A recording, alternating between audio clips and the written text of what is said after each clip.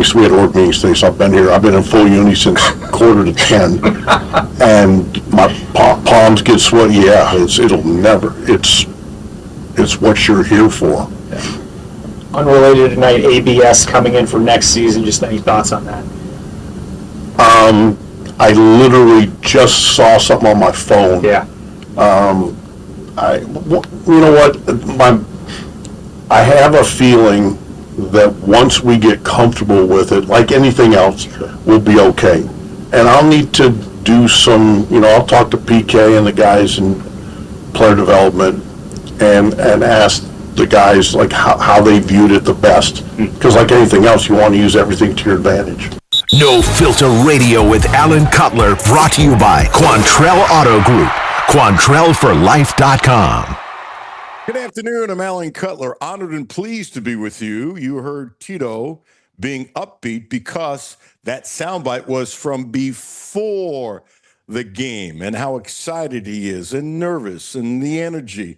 Playing a game that has playoff implications because the Reds, going into yesterday, if the season was over, they were in the playoffs because they were tied with the Mets, but they had the tie breaker. And by the way, the ABS, hey, we're going to call balls and strikes, and guess what? A human being's not going to do it. And I think eventually it's going to be just fine. I don't think it's going to be any different than the clock for pitching. And remember, I said this many times, that people would whine and moan and complain, and then they would shut up, a month or so into the season, and that's exactly what happened. Because guess what? All the pitchers that moaned and groaned, they had to just change. They had to change, and they did. And nobody complains about it anymore. And it's helped baseball. And there's no question about it that the umpiring has sucked. I don't know why it's been so bad. I have this theory that now that the umpires are getting judged electronically by folks, it adds more pressure and they're worse. Either that or they were that bad before and we didn't realize it. And I don't think so. I think it's gotten worse because of the pressure. Oh, no, balls and strikes. And they said we were 18% off. And I think it gets to the pressure of the individual. I really do. And it shouldn't, but they're human and it does. So this move about, baseball, calls and strikes, you'll get used to it. It'll look weird. It'll be uncomfortable. Guys will moan and complain, all that kind of stuff, but you'll get used to it. It'll be fine. So here's what happens to the Reds. There was one highlight, finally, from a guy who's the best player on the team who really has stunk for quite a while. It was Ellie. Deep right! No doubt! Demolished by Taylor Cruz! And he looked right to the dugout. I wonder if he called that. 415 feet. A mammoth blast. He has rediscovered his potent power. Well, rediscovered once. We'll see if it happens again. He's been awful. He's been awful in the field. He's been awful hitting. He's been awful. He really has been. And this is like one of the most exciting guys in baseball. But it is what it is. When you stink, you stink. It's a pretty simple deal. So he hit a home run last night, and maybe the rest of the week, as the Reds are trying to do what? They're trying to get in the playoffs. Just maybe it will change. We'll see. We'll see. All I know is this. Ellie has been awful. And there's going to be more and more discussions about sticking him where? Stick him in the outfield, and it should, because he literally for 2 years has been the worst fielder in baseball when it comes to errors. 2 years. That's enough of a sample size. It just is. And at a certain point, you got to admit you made a mistake. You just do. So the Reds dropped because the Mets were down 6-1. And I remember seeing the score 6-1, and I'm going, hey, come on. The Mets, they choked. They stink. They've been so bad, it's ridiculous. They came back and won 9-7. And so right now the Reds are in trouble. Every game means everything. You only have a few left. And you have wonderful Paul Skeens, wonderful Hunter Green, two of the great young pitchers in baseball going at each other. And I defended Tito yesterday. And I stand by this because I don't know. And oftentimes when everybody criticizes, me too, you don't have the entire story. And oftentimes you criticize because you end up being really right. And I wondered yesterday, and I stand by this today. Singer has been the second best pitcher for quite some time. He's having basically a career year, and he stunk in the second inning. And that cost him the game. But I wondered if Tito didn't want to move up Green when he could have, and yesterday would have been on his normal rest. I wonder if he gave him the extra day rest because it's the end of the season. That's just what I wonder. And if that's why he did it, I would applaud him from here to Kingdom Come. And either he wasn't asked about it or he didn't give an honest answer. And I see most of his press conferences, not all of them. And I wonder, I got to believe somebody with the Reds who covers the team asked about it. Don't know that, but I would assume they have. Hey, did you ever consider switching Green? Because if Green pitched last night, he could pitch the last game of the season. So it was 2 starts versus 1. But if they make the playoffs, guess who starts the first game? Green. It's a gamble. It's a gamble. I'm guessing on REST. That's me. So big game tonight. Skeens and Green. I'd love to watch every pitch of that game. I'm sure I can't. I'll look at all the highlights. Jimmy, I think you get it on your system. I don't get it on mine. We're going to jump around different topics, and let me set up the show. Van Hiles, regular guest, will join us at 12:30. He was tame the other day, and we went up and back about him being tame. He said sometimes it's just, you don't feel the need for going rambunctious. Okay, I'm good with that. But he had been rambunctious a number of times, and I'm going to really push him on running the ball and the South Carolina game as well I should. And we will. And he's very, very good. Then at 1:15, we're going to do something a little different.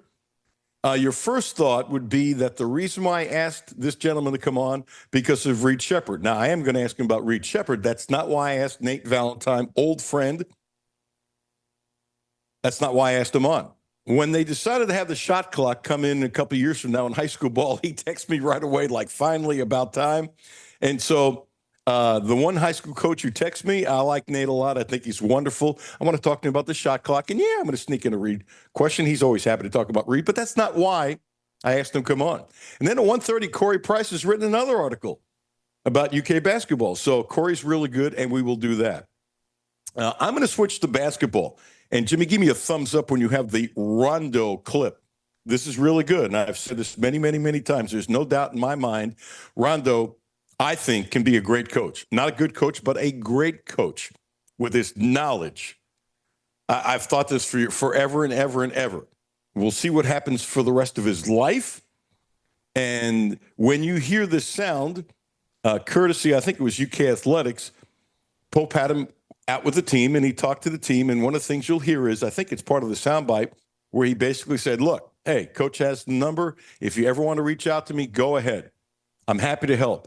What's really, really cool about Rondo, and this is really special, about how much he reveres his time playing for Kentucky, how much he respects Kentucky, how much he knows it's so special. And when you have a guy like Rondo telling guys currently on the team this kind of thing, it's about as good as it gets. It really is. So here's Rondo talking to the team the other day. You talk about a man that knows he's fucking trusted, okay? One of the all-time greats to play here, one of the all-time greats to ever play in basketball on the planet Earth. Maybe one of the highest IQ point guards ever played this game. And Coley, one of the guys that this jersey, that lets you guys get to experience what this jersey is like. Thank you for being here. You got it, man. It's all yours.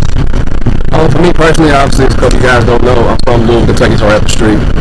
Born and raised here. And for me to wear this jersey was everything. I had a decision making between Louisville and Kentucky, but for me, playing for Tubby, it was undeniable decision I had to make. Being able to come in my freshman year and play right away with this fan base. I mean, I played for a lot of great organizations from LA to Boston. Every chance I get, or every time I get an opportunity, I'm out in the public, it's always Kentucky fans wherever you go. So they're the most loyal fans to this day. Like I said, I kind of came back last semester, finished my degree as well. So this is a home for me. I can always call home. I love being here. And I guarantee you guys will appreciate the older you get in life, my age, what this university means to you as a whole and your family as well. So embrace it, understand what it means to wear a jersey every night. We're going to get everyone's best shot. Everybody's going to come in from the exhibition game to the NCAA tournament. So expect that when you play for yourself. And always listen to this man.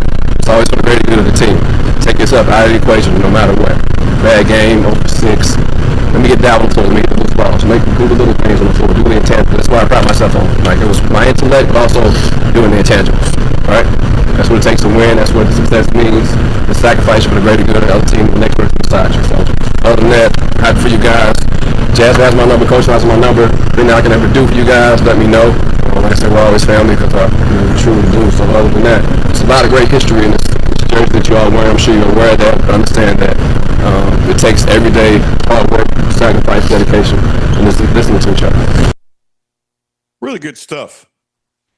One of the things that I thought was invaluable, I don't know how many people 19 and 20 years old think about the future that much. And when he said you appreciate the older you get playing at Kentucky, and I think that's really valuable. I don't know if Pope uses that in his pitch when he talks to players, but Jimmy, if I'm doing a 5-minute pitch to a recruit, that's one of the things I throw out there. Hey, you know what? Think about it. If Kentucky is going after a kid, most of the time it's, the elite versus the elite, that kind of stuff. And there's a lot of great programs. There's no question about it. But this place is different. I don't say it because I live in Lexington, Kentucky. It just is different. And I think throwing it out there, it's planting another seed, which I think is very important. And I think it's very valuable. And I'm trying to picture, and you got to remember, back in the day, I interviewed Rondo a lot. I never asked him, didn't think about asking him, and I paused because I don't remember anybody else asking him, and it might have been a silly question, but, when you're talking to a kid that's a sophomore and that kind of thing, hey, you think you'll appreciate a lot more playing in Kentucky when you're 40? I've never asked that question. Interesting. Now I wish I had. And I wonder if his answer then would be different than it is today. And that's not a negative comment because you can often say, hey, I don't know how I'm going to feel when I'm 40 years old or whatever, that kind of thing.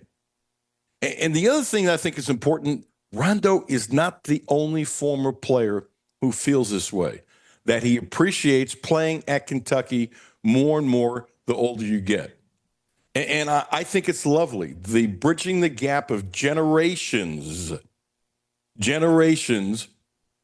when you have an older guy that's respected.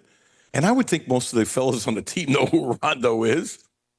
When you start getting somebody in your 50s and whatever, they might or might not know, and that's okay. It's just the way of the world.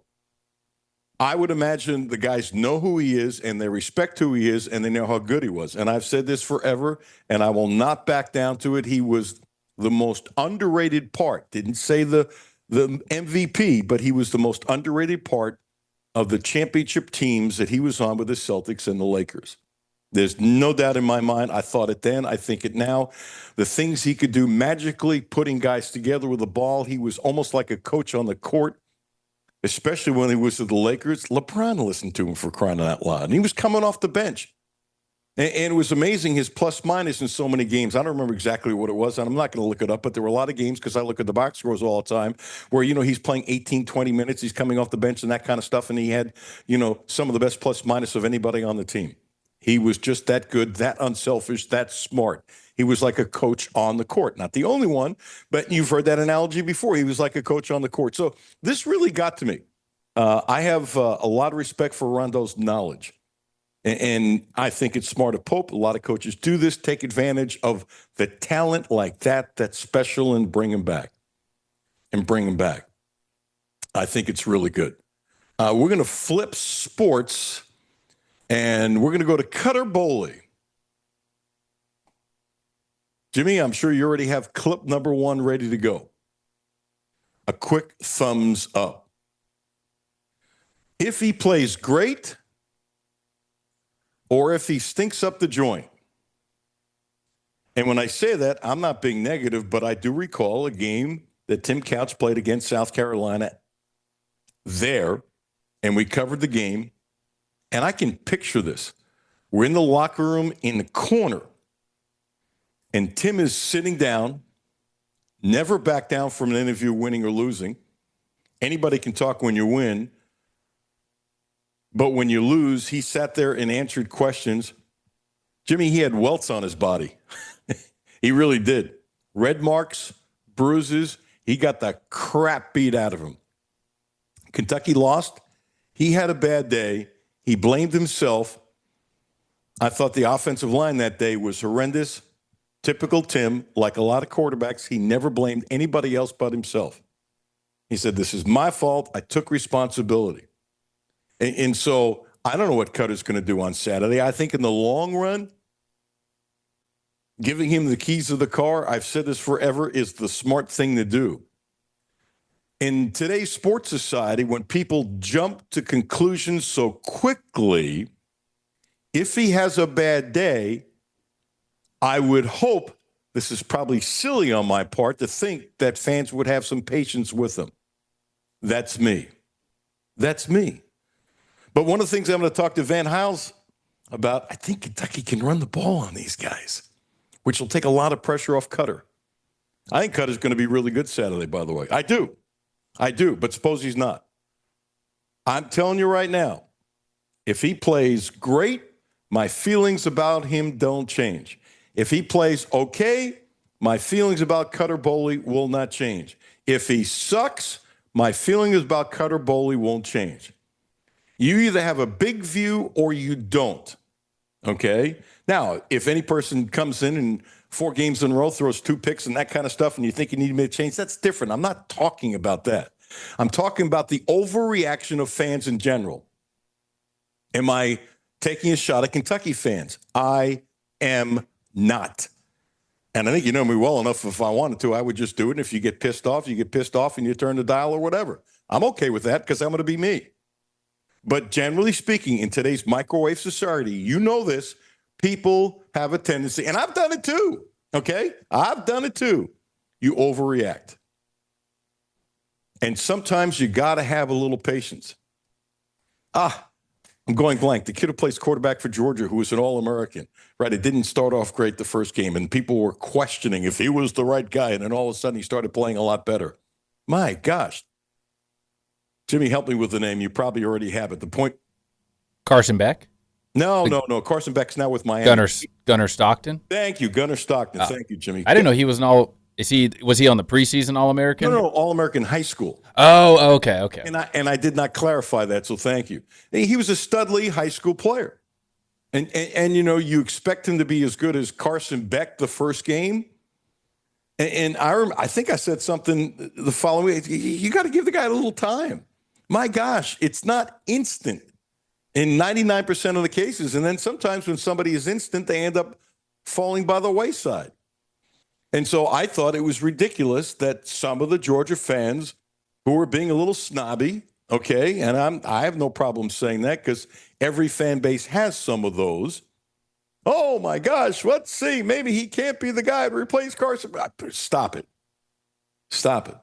And I'm happy that Carson Beck is having a good year. My thing for him is he just get healthy. And I think from some of the things I read that he had a fear he wouldn't be healthy. You know, with his arm or elbow, I don't remember. Whatever it was something to do with his throwing, and it took a while. And Miami obviously was convinced that he would be okay, and they gave him supposedly over $4 million. Let me throw this out there. Jimmy, I want you to throw your 2 cents on this. I think Cutter Boley is the future. And I've had some people tell me, well, Kentucky couldn't afford to pay the money that Miami's paying Carson Beck.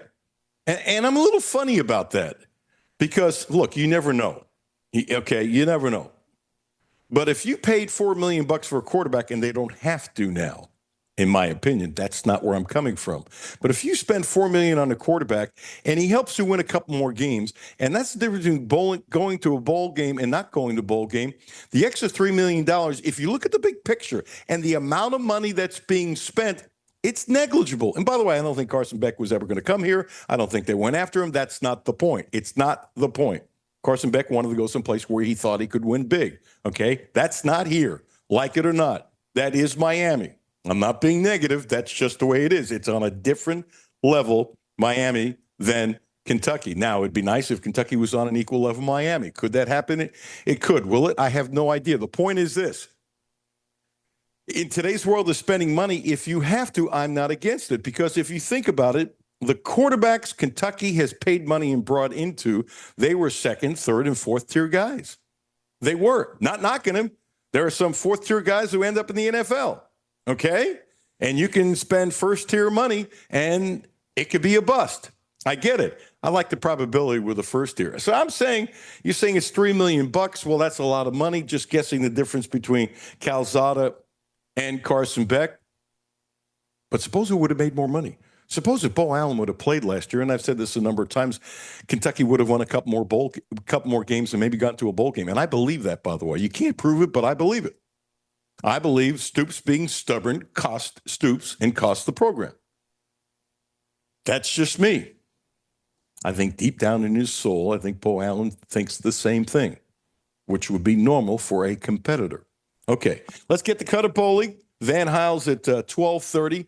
And this is just a general comment of Kentucky's quarterback about the week and really almost 2 weeks getting ready for South Carolina. We've had a good week of preparation on the bye week. I think we're going to a good week of preparation here, feeling really good about the game plan, kind of getting a jump on everything. Getting a jump on everything. You know what? He kind of sounds like a quarterback who's been doing this a long time. That's the kind of soundbite you'd expect, whether it was Zach, right? Whether it was Cutter, whether it was Carson Beck.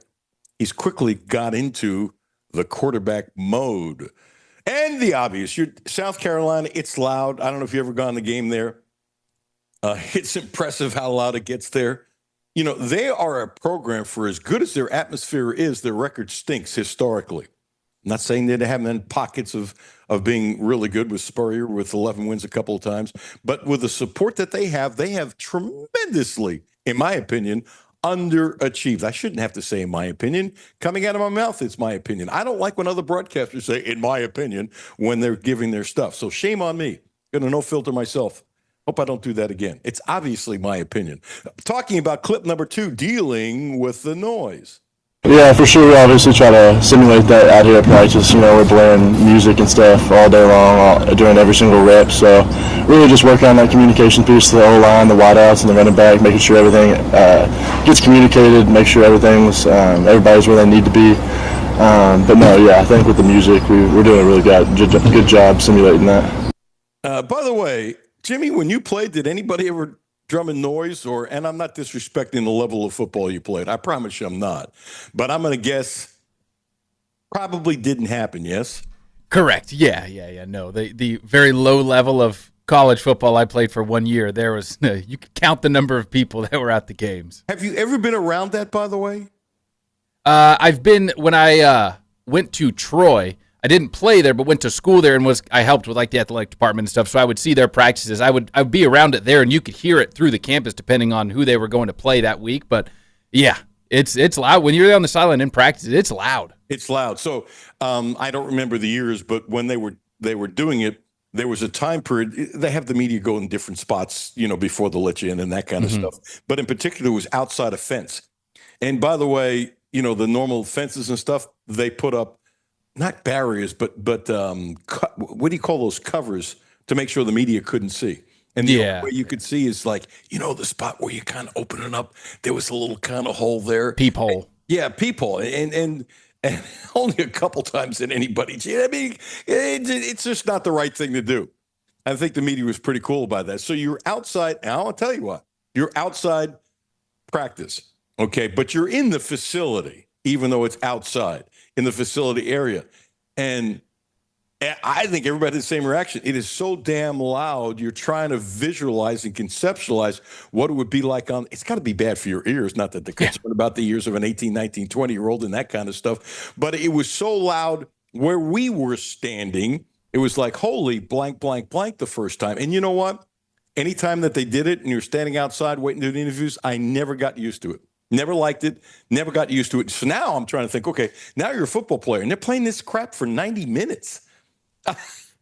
Your head's just got to be ringing. Something else, too, that I just thought about with the in-helmet communication now in college. Before, when you would go on the road, you couldn't have that helmet communication, so that was never an issue. So they've got to figure that out, too. It being so loud in certain spots, you see it in the NFL where guys are having to put the ear covers over their ear holes so they can hear better. So that could be something else, too. Because colleges, you've never really had to deal with it because it's always been sideline communication. Right. It seems to me with technology, and we've all seen it where guys are doing exactly what you're saying, Jimmy. They're pushing on their ears to trying to push in. You would think the couplers and stuff that they have are probably pretty good to take care of that. Yeah. I've always wondered at times in an NFL stadium when a coach just has one ear. Yeah. And how the hell they hearing that? That would be extremely cumbersome and difficult to keep abreast of what's going on. We'll play one more. This is kind of funny. Josh Caddis, said his hair is like a golden retriever, that kind of thing. And that Cutler saw it, kind of like a surfer boy kind of hair, that kind of thing. So here is Cutler with a smile responding to Josh when the media asked. I saw that. That was funny, but the hair I think the hair kind of pushes it to that too. It's just like hair, golden retriever too. I need to get a cut if anybody knows a good barber around here. Could that mean that none of his teammates know a good barber? And here's the other thing. I didn't know kids his age use the word barber. Did you? Oh, yeah. Well, it depends. If you're going to get like a real cut, like all the kids now are all getting, you go to a barber shop. You don't just go get your hair cut. You got to go to a barber. Oh, is that changed now? Because for a long time, when I was a kid, it was a barber. Yeah. And then it kind of went away. It became sort of a stylist. Yeah. He may have to get fixed up. There's numerous barbershops, especially around campus, that deal with all the athletes here. Absolutely. I think Cutler could find himself a chair to get into whenever he wanted. Yeah, and I would think a couple of his teammates who have NIL money, who probably taking care of their hair a little better than they want us to believe, the macho part. I just thought it was kind of funny when he said that. I think he was being funny, but that's me. Van Hiles coming up next. No show tomorrow. Reds baseball, and I hope since we're getting bounced that the Reds win tonight and the Mets lose, so this thing will flip to the end. Van's in the waiting room. So, Van, hang on a second. You need to know this. Your season, your shot. The NFL season is rolling, and every touchdown can bring you closer to a payout with DraftKings Sportsbook, an official sports betting partner of the NFL. From first touchdown scored to anytime TV props or the thrill of live in-game betting, every snap is loaded with opportunity. The Bengals minus 7.5 points against Denver.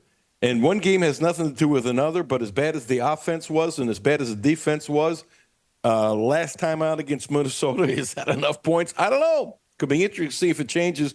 And by the way, South Carolina is favored by 6.5. I don't give advice on betting.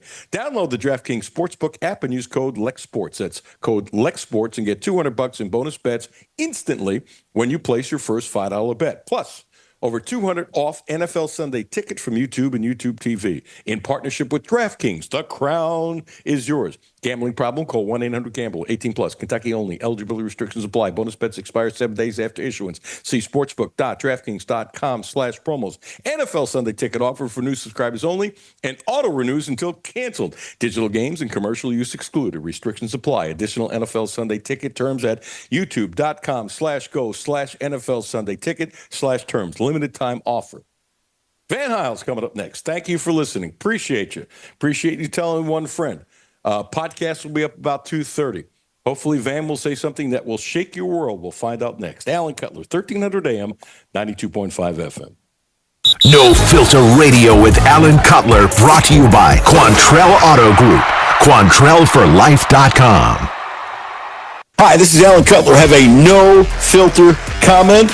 Hit the text line, 859-381-1313. 859-381-1313. Hi, this is Alan Cutler. The Quantrell Auto Group has a great deal for this month. Subaru. The Outback is special, so check this out. 0%. That's right, 0% interest for 36 months. And if you want to spread it out to 72 months, 1.9%. What a deal. 0% interest for 36 months. Don't forget, the Quantrell family of dealerships is the right place to get your next Subaru, and they promise you the best in sales, service, and no gimmicks.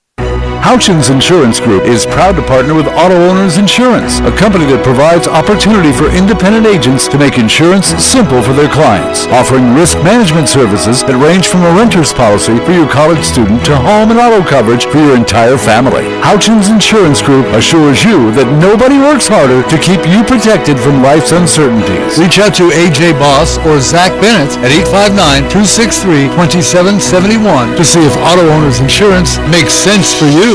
My name is Terry Schultz, CEO for the Rutherford County Area Habitat for Humanity. Republic Bank has really been a game changer. They have invested not only financially, but time to really listen so that we can move our mission forward. What I like about Republic Bank is they've come in asking, what are your needs? And I don't know that you get that any other place. That's Terry's story. Now let's get to work on yours. Republic Bank. Time to thrive. Member FDIC.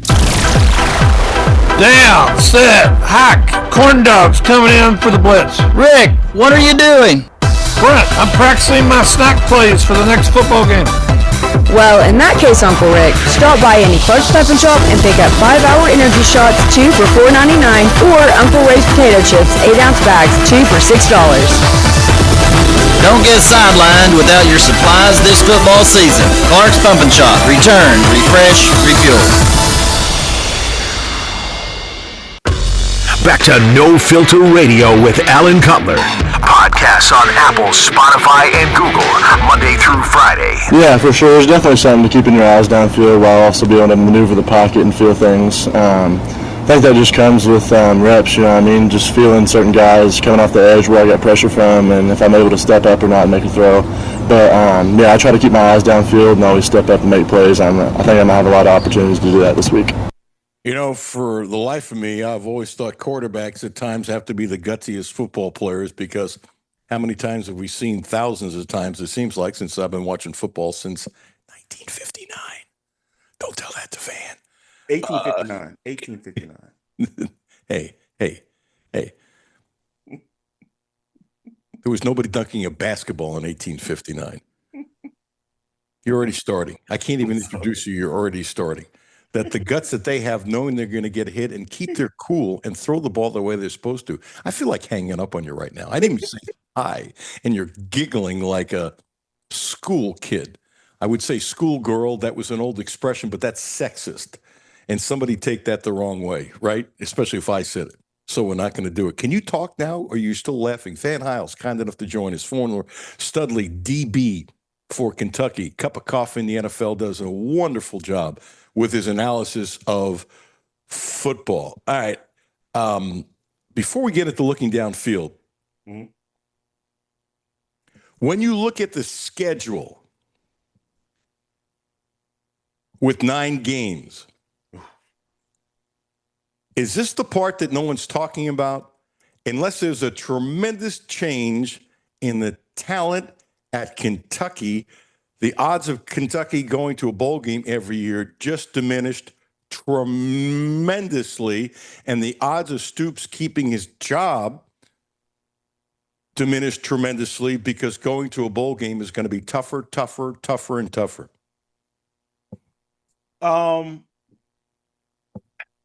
It's going to be tougher to win 7, 8 games. I'm not sure it's going to be tougher to win 6. It's about the same. Are we going to get these outlier seasons? It's going to be extra difficult because especially since our permanent opponents are difficult. We didn't, and I guess there's not really a. It's bad to say this on a Kentucky radio show. Oh, stop it. So hold on. Wait. When have you ever been shy around me? But wash it. You know what, Van? Go wash your mouth out with soap. We'll take a commercial break and come back. Don't you ever hold back with me. Seriously, what is wrong with you?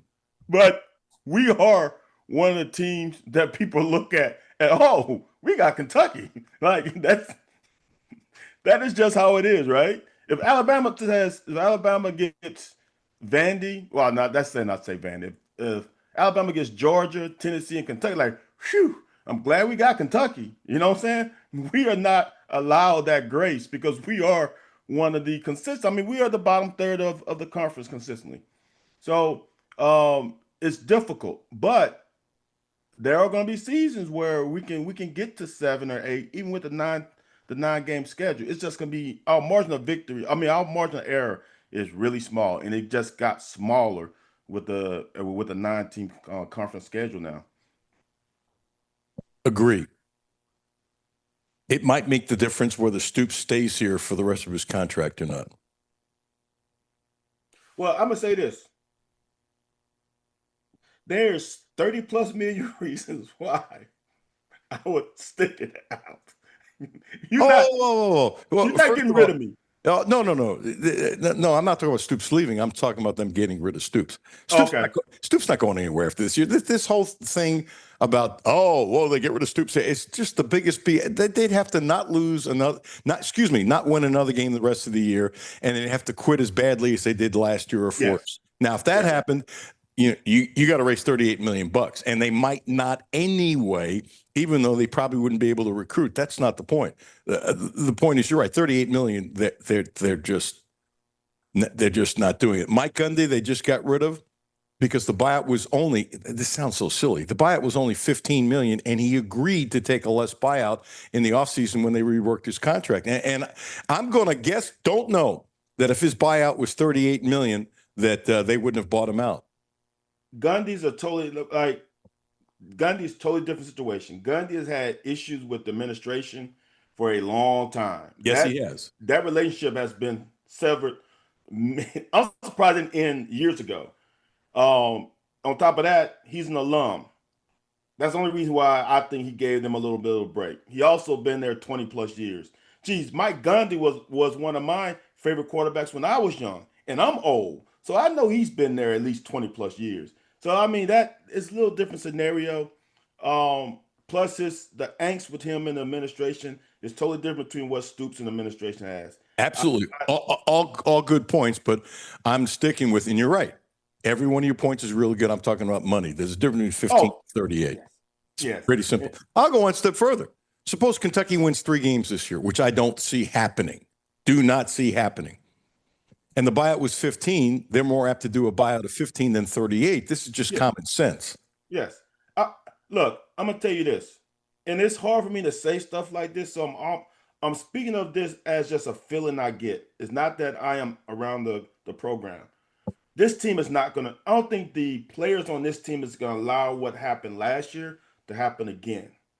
There's a different feeling I get from these players that I got from last year. I mean, I started after South Carolina game. I'm like, dude, there's something wrong with that locker room. I don't get that feeling this year. I think this team will be able to, even if they lose next week, to be able to gather up, regroup, and come back and finish this season strong. I think last season was a different thing. As long as we were winning, we were going to be fine. Once the lug nuts start coming off, it really came off. I don't think that's going to be an issue this year. I think this team is destined to be able to regroup after some adversity. I agree. And this is the first time in my career. Now think about it. I've done sports talk in Lexington, number 1 station in Pittsburgh, number 1 station in Cincinnati, back in Lexington, plus some stations in between.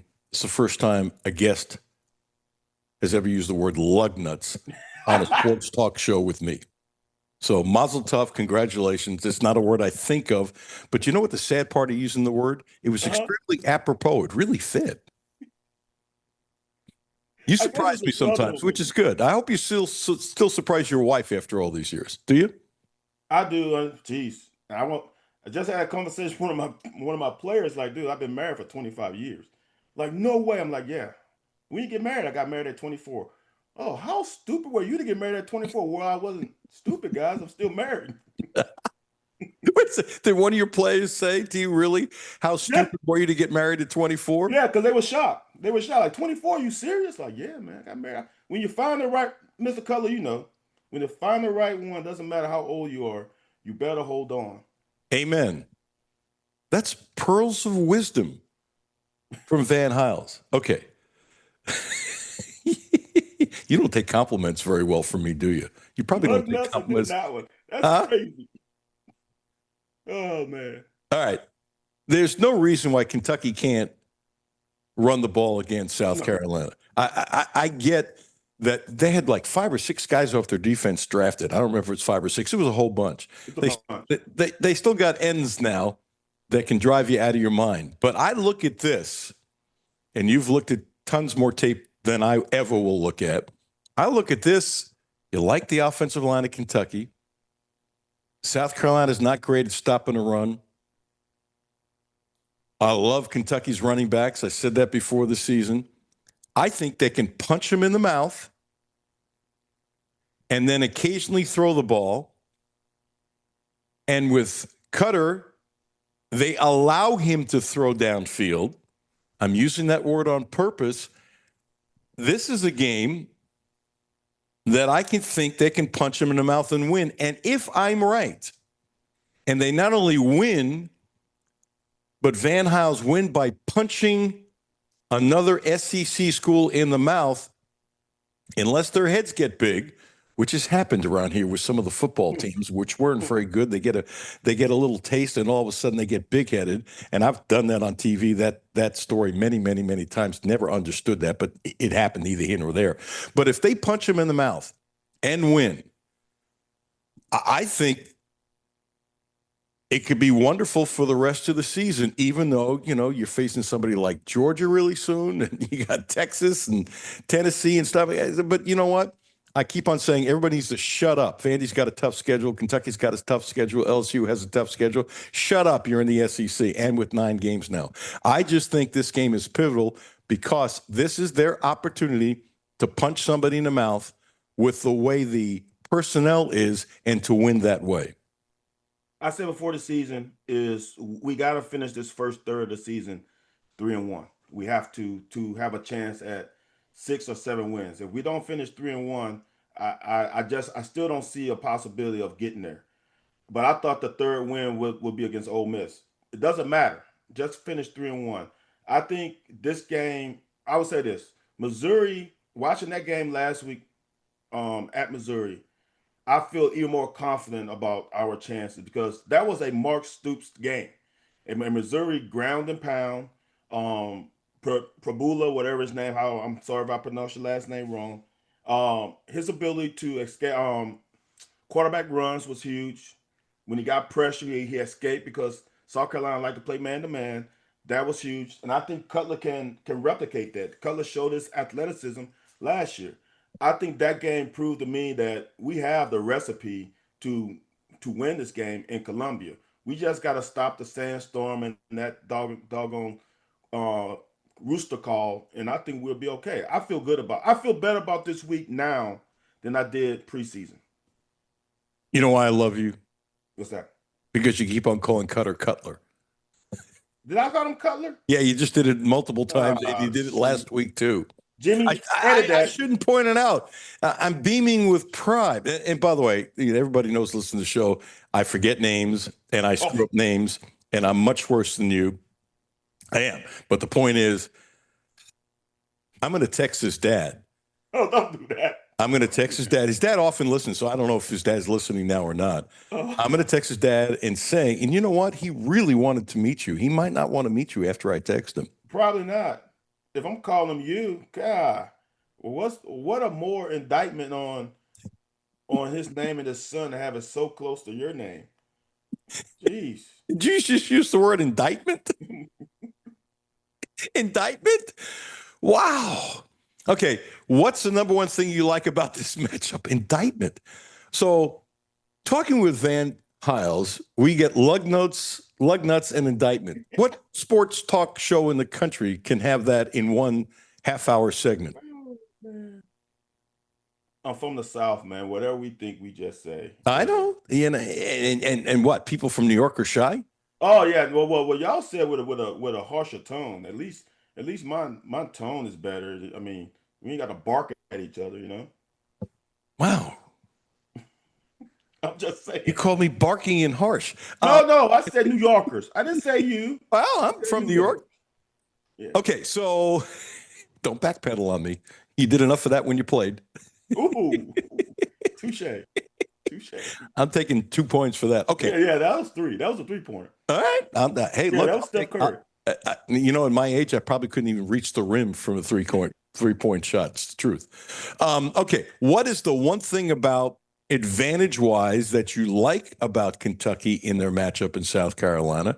And what is the one thing you dislike that would be in favor of South Carolina in this matchup for their game on the road, 7:45 Saturday night? And I stretch this question out because your eyes are rolling. You're really thinking now, and I can smell the wood in the phone.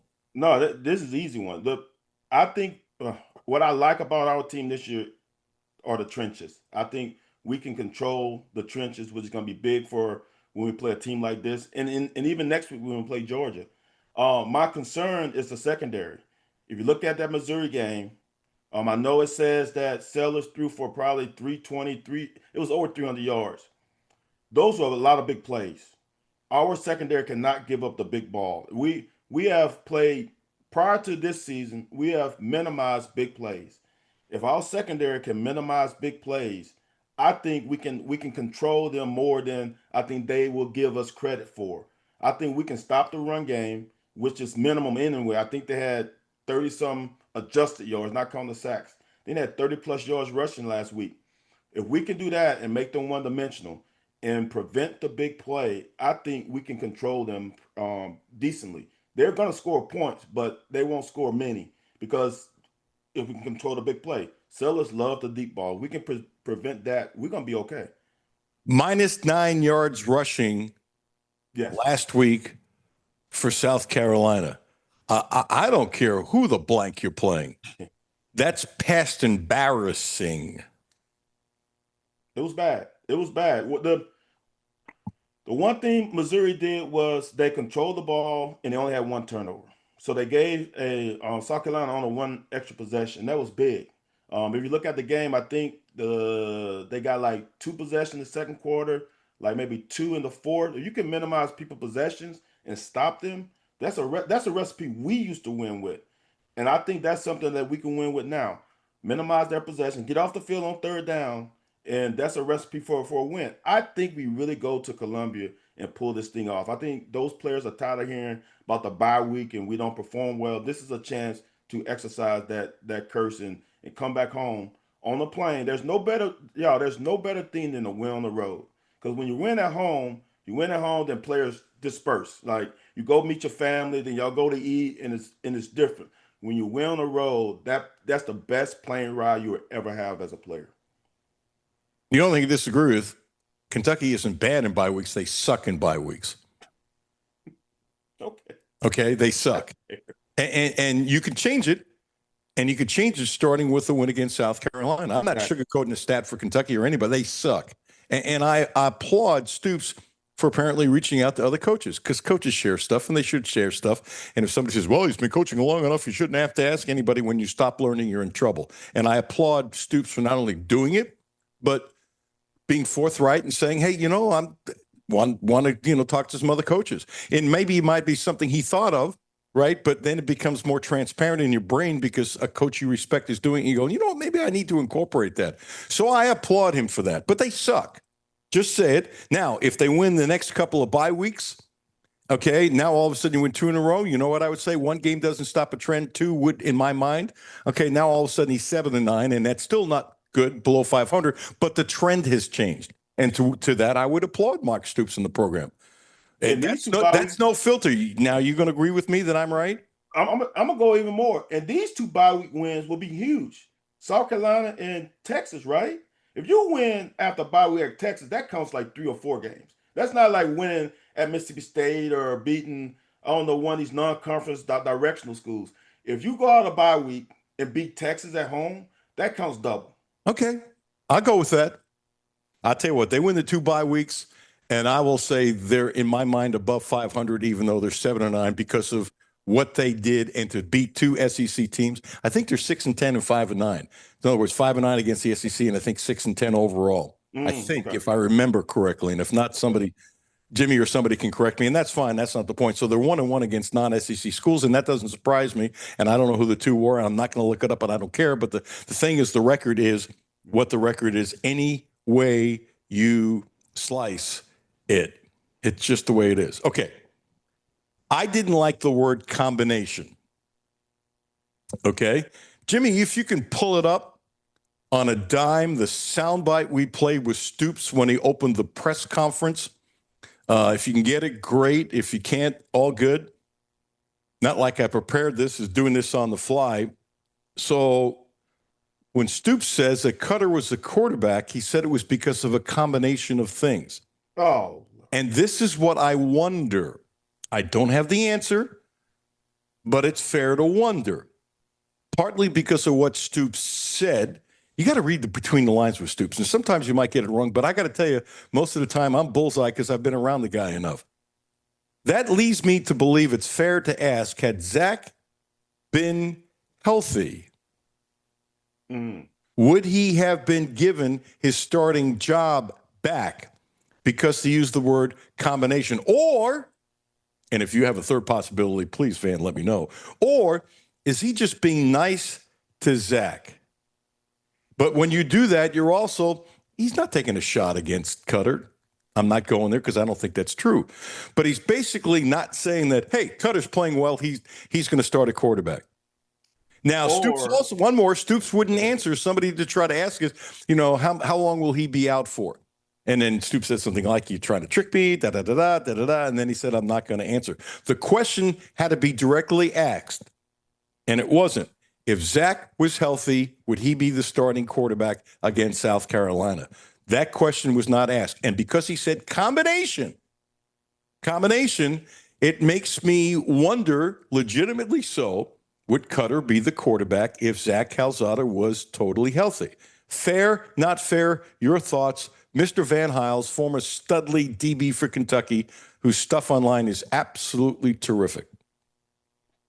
Appreciate that. Or I think it's this. It gives him an easy out if Cutler doesn't perform well in Columbia. So then he can say, well, Zach is healthy next week against Georgia. We're going to plug him in. He wasn't healthy. He was 80% last week, so we went with the healthier guy. But so then he cannot say, well, Zach is coming back because Cutler didn't perform well in Columbia, so we're going to... That Cutler didn't perform well? Look, when you're talking about Cutler, and you say Cutler did not perform well. Well, you make a good point, except for one thing. He could have done that anyway without doing that. Well, that's the only thing if Bowley plays well, see how I stopped. If Bowley plays well... Wait a second. I'm sorry. I couldn't hear. What's his first name? If Bowley plays well... Who? What's his first name? Cutler. So I'm going to say this. No matter what he says, I truly believe right now that Cutler is going to be the quarterback. I don't think that kid is going to go backwards. I think he's went through the fire once. And I'm going to say this, probably is better that we went through that last year. Give him that bad game last year so he will understand how you have to prepare. I'm not sure how he prepared for Louisville, but I guarantee you now that he will not do that again. So I don't really see a chance for Zach getting the chance to be a starter again unless something else happens. I think Cutler's going to have a good game. I think him and Bush I think they can form a synergy as a tandem and create a game plan that makes everybody happy and play fast.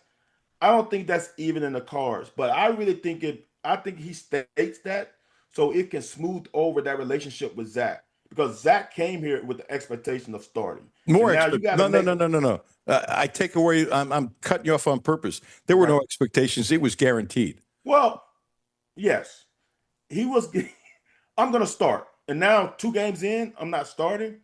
So you got to smooth that relationship over, and not because of Zach, but because of potential other transfer portal guys coming in. Because you don't want to stay in that relationship and he's going to talk to somebody else.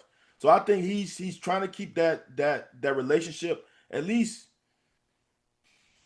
good, for lack of a better word, so he doesn't burn bridges later. That's what I think. But I don't see Cutler giving up these keys anytime soon. I don't either. By the way, you know what you described, which kind of ticks me off a little bit, but I'll get over it, and I agree with you. You're saying Stoops is playing politics. That's what you're saying. He is. And you have to nowadays. You have to. The game has changed. Would Nick Saban do what you just suggest? Yes or no? And that's why Saban's not here anymore. No, he wouldn't. That's why he left. Because there's too many things. There's too many things that you have to do that's out of character of old school coaches. You really got to. So back in the day, the coach had the carrot. He could dangle it over any player. Hey, Right. if you don't do this, I'm pull this carrot away. There's no carrot anymore. It's not even playing ground, but it's more even than it used to be. A player kind of controls his own destiny more than we did in the past. So now you gotta have a. You don't have to have. You have to bend over backwards for them, but you gotta bend a little bit because if not, you won't get players. I think you have to bend over a lot, not a little. Now, let me throw this at you. This is the one part about Saban walking away for exactly what you said, and I said it right away. Many other people said it right away.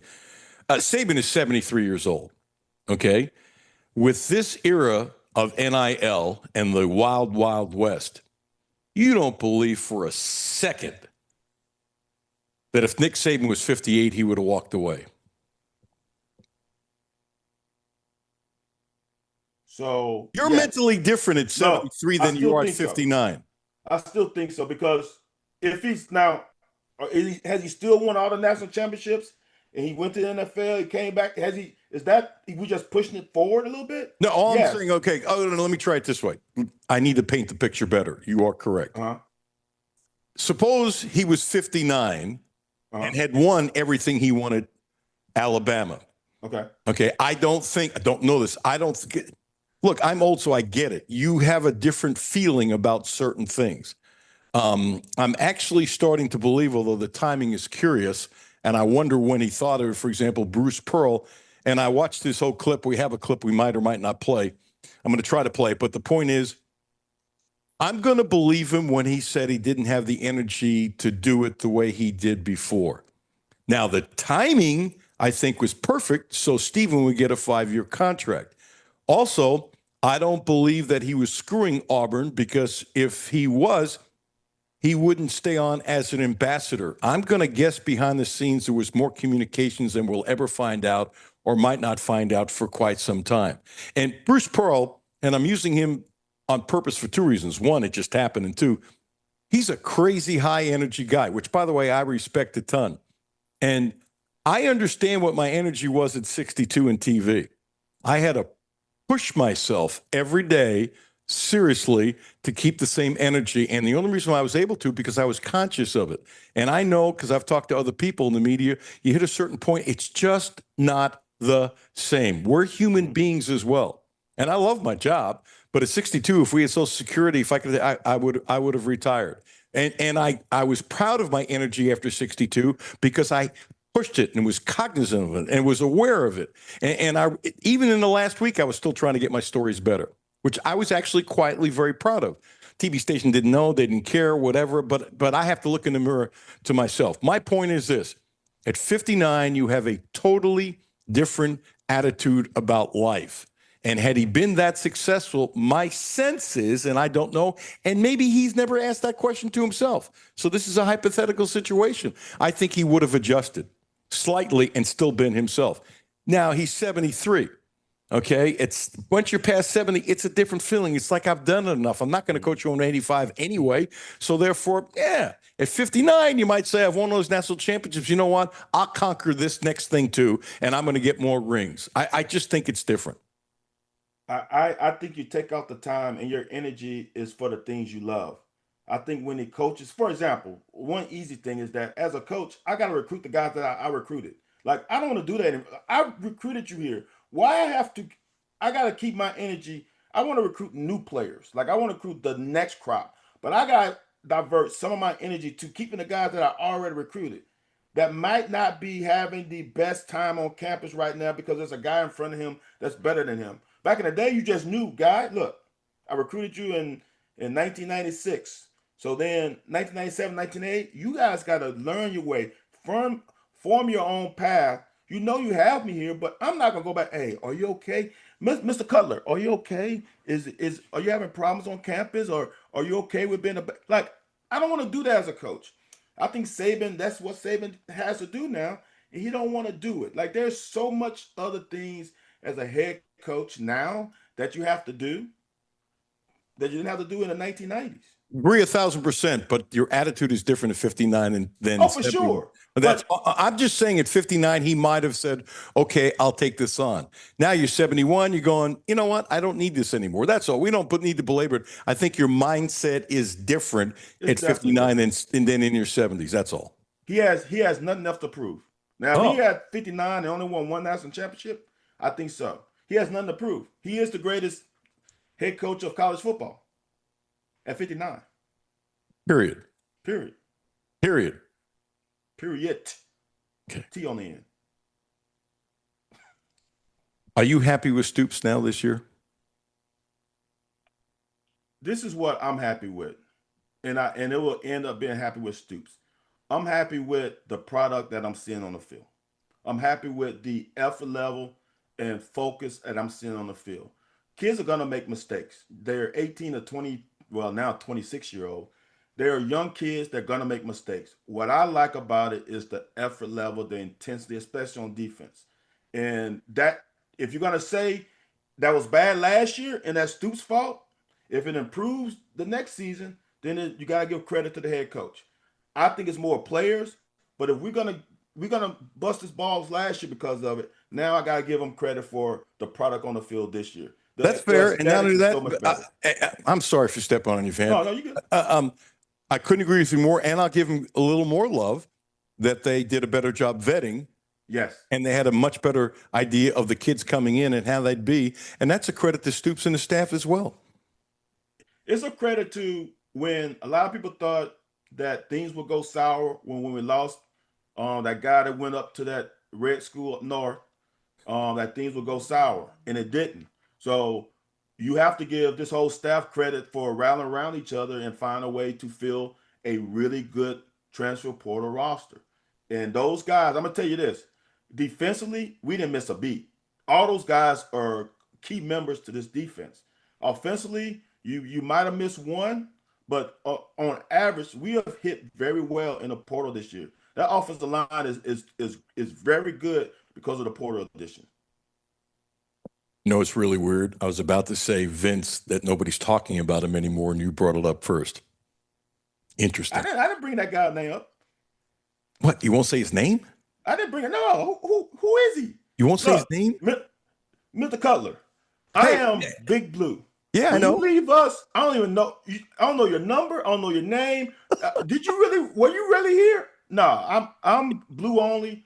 And I really don't know who the guy was, to be honest with you. Once you leave, out of sight, out of mind. Okay, and this is too strong, and I don't like this expression, but I'm going to use it anyway. Do you know the expression "you're dead to me"? Is that what you're saying, Vince? No, not quite that. I don't want to put you 6 feet under, but no, not 6 feet under. No. I guess in today's world, you can't even joke about that. I shouldn't have said that. I apologize, seriously.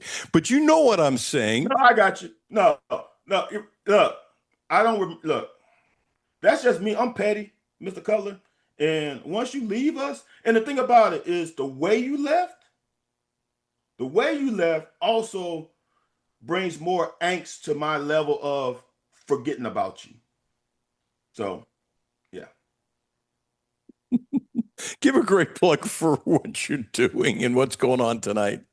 Y'all, myself, Anthony White, I would say one of the best running backs in UK history. He's up there.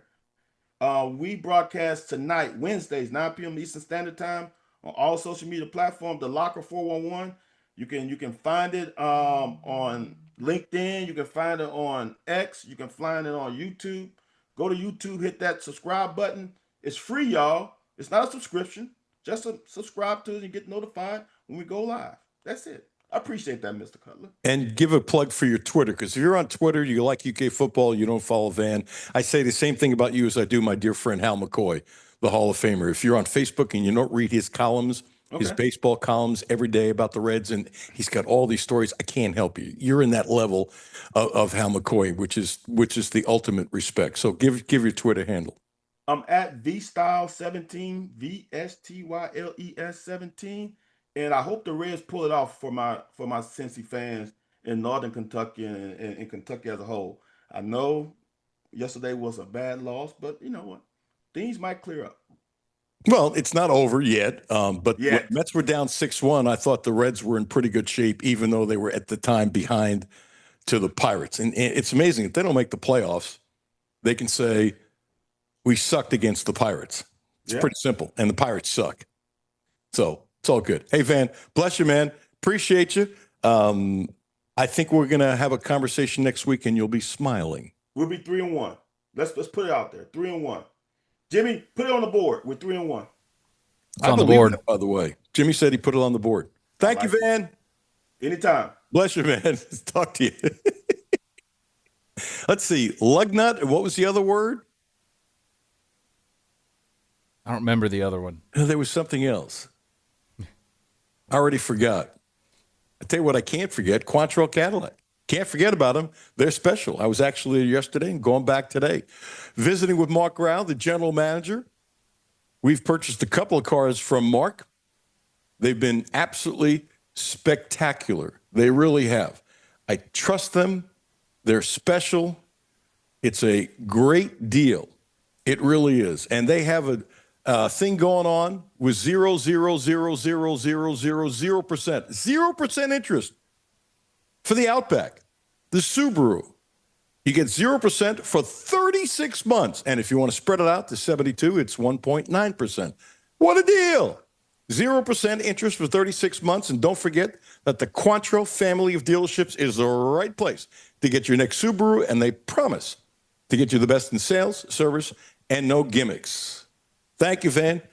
Appreciate you. Alan Cutler, 1300 AM, 92.5 FM. No Filter Radio with Alan Cutler, brought to you by Quantrill Auto Group. QuantrellForLife.com.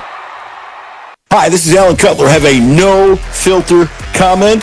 Hit the text line 859-381-1313. 859-381-1313. Down, set, hack, corn dogs coming in for the blitz. Rick, what are you doing? Brent, I'm practicing my snack plays for the next football game. Well, in that case, Uncle Rick, stop by any Clutch Stop and Shop and pick up assorted Reese's king-size candy bars, 2 for $4, and Sour Patch or Swedish Fish egg bags, 2 for $6. Don't get sidelined without your supplies this football season. Clark's Pump and Shop. Return, refresh, refuel. Hi, this is Alan Cutler. The Quantrill Auto Group has a great deal for this month. Subaru! The Outback is special, so check this out. 0%. That's right, 0% interest for 36 months. And if you want to spread it out to 72 months, 1.9%. What a deal! 0% interest for 36 months. Don't forget, the Quantrill family of dealerships is the right place to get your next Subaru, and they promise you the best in sales, service, and no gimmicks. Houchins Insurance Group is proud to partner with Auto Owners Insurance, a company that provides opportunity for independent agents to make insurance simple for their clients, offering risk management services that range from a renter's policy for your college student to home and auto coverage for your entire family. Houchins Insurance Group assures you that nobody works harder to keep you protected from life's uncertainties. Reach out to AJ Boss or Zach Bennett at 859-263-2771 to see if Auto Owners Insurance makes sense for you. My name is Terry Schultz, CEO for the Rutherford County Area Habitat for Humanity. Republic Bank has really been a game changer. They have invested not only financially, but time to really listen so that we can move our mission forward. What I like about Republic Bank is they've come in asking, what are your needs? And I don't know that you get that any other place. That's Terry's story. Now let's get to work on yours. Republic Bank. Time to thrive. Member FDIC. W223CV Lexington. ESPN Sports Radio 1300 and 92.5. WLXG Lexington. And LM Communications Broadcasting Station. The only no-filter sports show in Kentucky. It's the Alan Cutler Show with award-winning TV sportscaster Alan Cutler. Kind of in all football, you know, I mean, there's a shot clock. You can't stand back there and wait forever to throw something downfield and force something if it's not there. That's just kind of in that internal shot clock I have. You know, I mean, my feet talk to me, or you just kind of feel pressure too. But that's just kind of a feel thing, just moving around the pocket and finding guys and knowing when to hit the check downs and when not to. That's a great answer. That's not a good answer. That is a great answer. That's an answer you expect of a veteran quarterback. And sometimes with these quarterbacks, I think some people have it better than others, and then some develop it more. And Jimmy, if that's his mindset, the internal clock, and you do it by feel, I love that soundbite. We're going to play it again maybe on Friday. No show tomorrow because of Reds baseball. It's really a good soundbite. It tells you, you can see his physical makeup. Duh, it's pretty obvious that he's physically right for the job. But the mental makeup, which I always love to dive into, Jimmy, that tells me tons about this young man, Cutler Bowley. It really does. This might be as good of a soundbite as I've heard from him all year, and everything that's been out there I've watched and listened to. Yeah, he's one of those that just seems like he was made to play quarterback. Like none of it doesn't faze him. It doesn't, get him off of his spot. He's just calm, cool, collected, and it's just another game to him, or another play, or another drive, whatever it is. Like he's got the perfect mental makeup. He does. I like how you put that. The perfect mental makeup. Jimmy, let's pop number 8, clip 8. And do I think he's getting a little more love because he's from Kentucky? Yeah, I think everybody knows that. And he feels it that there are Kentucky fans that he's making happy because he's a Kentucky boy. It's been exciting. This has kind of been something I've been waiting for my whole life, and I just got to do the best job I can to take this opportunity and run with it. But yeah, just trying to do the most of the opportunities I get and do the best I can with Coach Hendon's plan and offense. It's a good thing. We're going to go to Nate Valentine. Wonderful high school coach.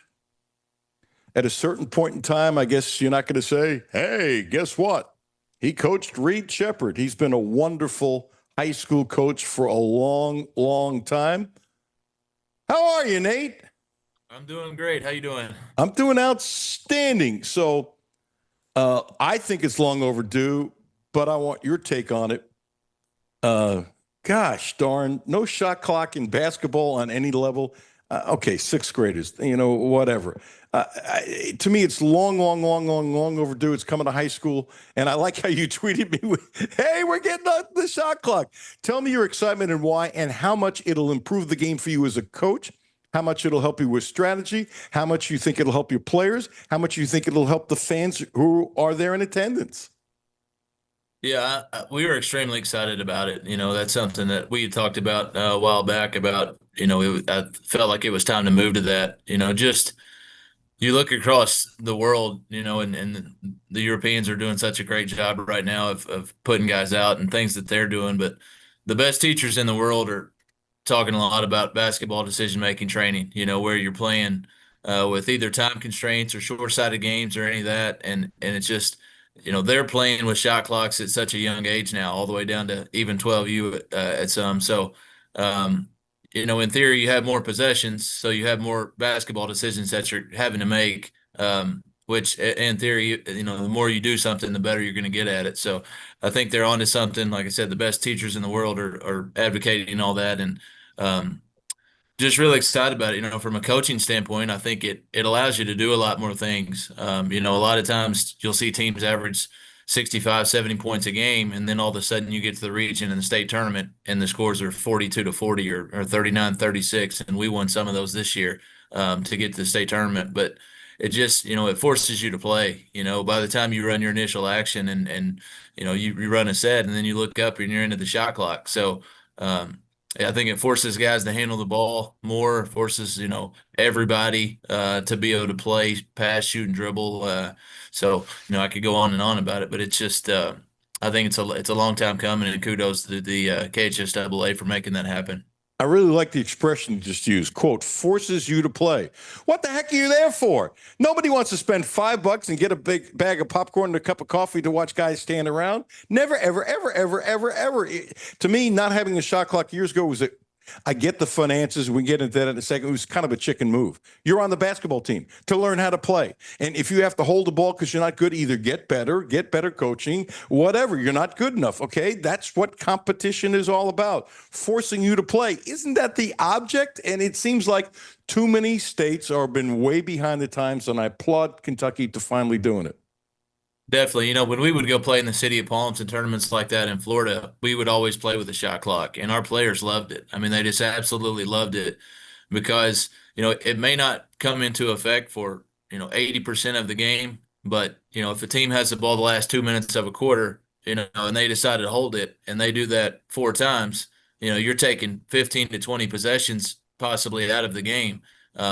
So now, everybody's forced to play. I mean, I've been one that, it gets inside a minute, you're going to put it on ice and try to get the last shot a lot of times. But it eliminates all that. And yeah, a spectator standpoint, nobody wants to pay and watch somebody stand to half court and hold it, which I guess the naysayers would say, well, go guard them. Well, if you haven't done that all year, that kind of defeats the purpose. I think with the shot clock, I think the better teams win majority of the time, not every time, but the more possessions you have, if we're playing a team that we feel like we're better than, we'd obviously want to get more possessions than the other team. We don't want to let them take the air out of the ball and limit possessions. So that kind of eliminates that piece of it. You have to be able to play basketball. And like I said, all 5 guys have to be able to make decisions because you don't know who's going to have the ball in their hand that last 5-6 seconds when you got to get a shot up. Plus, you have to play more players because you can't stand around, which means you're not as tired. And there'll be some kids on the bench, not like they're going to play 30 minutes a game all of a sudden, but they might get a little more clock, which keeps them more involved, and they've earned the right to get a little more clock, and you have to use your substitute. It's all kinds of things that helps.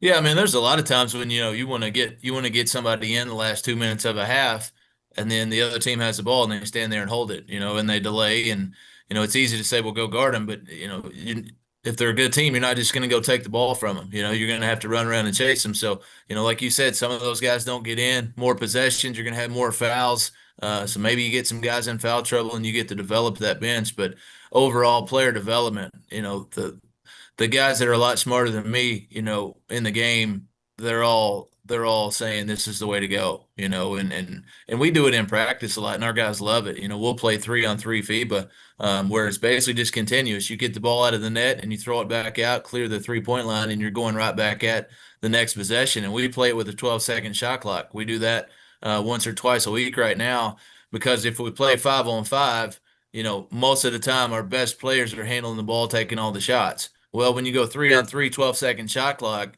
you're 1 or 2 passes, and somebody better make a move to either get to the rim or create something, a shot for somebody else. So I think it's helped us tremendously in the last 2 years, just playing in practice alone.